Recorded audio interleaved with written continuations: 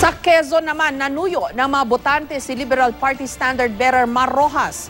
Nagpasalamat si Rojas sa mga taga-suporta niyang gumawa ng comics tungkol sa kanya at nagpatama rin siya sa katunggaling si Senator Poe. May report si Salima Refran.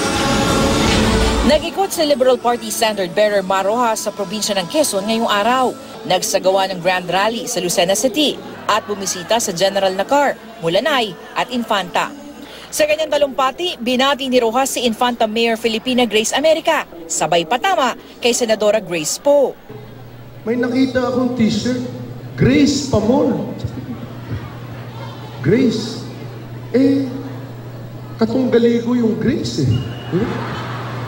Tapos nakasabi, America. Di ba issue rin yun?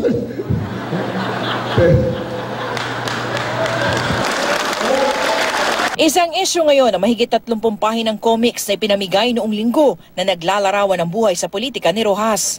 May pamagat na sa gitna ng unos, pinakikita sa cover si Rojas noong panahon ng bagyong Yolanda sa Tacloban kung saan dinadala niya ang tao sa kaligtasan. Umani ito na batiko sa mga netizen na hindi naniniwala sa pagkakalahad ng comics sa mga pangyayari.